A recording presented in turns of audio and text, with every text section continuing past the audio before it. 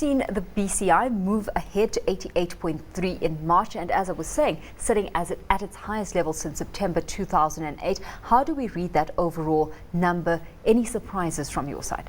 Well, it's a very positive surprise. We certainly expected the BCI to continue with its range bound activity in the 83 to 87 range as it has for the last 1.5 years. So the 88 is really a welcome surprise, and it provides us with confidence that we could see the level of 90 or levels in excess of 90 in the near term. Prior to this, we weren't so confident of that. Let's take a look at the basis for that confidence, though, because the interesting thing is that only 2 of the 7 real economic activity sub-indices were positive, and some may say that still leaves things on pretty shaky ground. That's correct, but one has to look at the degree to which these sub-indices impact on the BCI. So the positive sub-indices were strongly positive and the negative ones were not so negative as we have seen in the past. The financial component of the index is also a strong player right now, and it is driving the BCI into positive territory. In the previous month, the financial component of the index was not performing so well. Naturally, we would like to see the real economy component improve, but it does require support from the financial sector to see positive levels. And we now have a basis for that to happen, and it remains to be seen in the next BCI or the one immediately after that whether there'll be a turnaround on the real economy side. There seems to be some lack of correlation between what we're seeing today and then the PMI data that we saw last week, though, because we saw in that index a decline in the forward-looking business expectations index, and that's suggesting that certainly momentum in manufacturing may slow again in the second half of 2011. So what we're looking at here is manufacturing possibly then stepping out in terms of the trend we're seeing in the broader overall economic sectors. Correct. That's not entirely unexpected because of the concerns relating to Japan and its influence on the global economy, because of the uncertainty in the Middle East and the North African countries and the political conflicts that are escalating in those parts of the world. It's not surprising that manufacturing is being cautious. Our manufacturing sector is highly dependent on global markets, and whenever there's uncertainty in those markets, it will spell caution for the manufacturing sector. So that's what we're seeing in the PMI.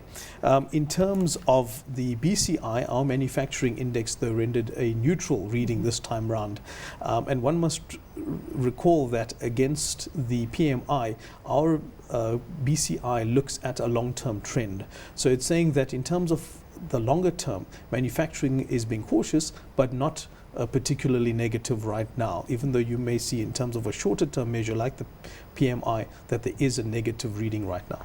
So Neren, we had the market looking to these numbers to signal a turning point in fixed investments, specifically where companies are currently saving more rather than spending, where we've got our current economic recovery being based largely on a consumer demand that's out there. What we're seeing now, is this enough to signal a possible shift on the cards in terms of where business is going to start spending moving forward? Well, business will continue to be cautious for a while yet. We don't see the 88 as being a dramatic swing forward. We would have liked to have seen a level of 90 now. That would signal a dramatic swing forward. That would see the business component of our economy complementing the consumer component more effectively. So we're going to continue to see caution, primarily driven by events outside South Africa. But the 88 does give us an indication that business is not unduly cautious, that there is hope for the short term and medium term, that the consumer spending component is having an impact on business. Business is seeing the silver lining, which has eluded us for a long time. So that is where our positive expectation for the coming months emerges from.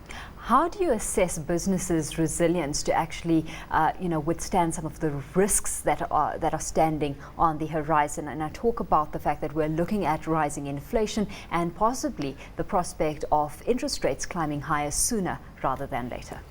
Well, quite frankly, we were surprised by the degree to which South African business has been resilient to global events. We're not entirely, cannot entirely explain the degree of resilience that we're seeing in the BCI. Certainly, we didn't expect any move forward this time. We expected a range-bound behavior, as I've indicated earlier. Yeah. But it does show that South African business does often escape global trends or common expectations, and it does surprise, sometimes on the upside, unfortunately, sometimes on the downside. So that is the circumstance we're facing right now. I think there is a sensitivity to the growing inflationary pressures, potential interest rate increases on the horizon. One sees that in our trade index more clearly. Certainly in the last round of the trade survey, there wasn't alarming levels of inflationary pressures building. It was the type of pressures that one would expect given some improvements in economic activity. So we're not seeing levels of levels of inflation that would break or breach the Reserve Bank's range, target range. We believe that it will pretty much stay within the target range.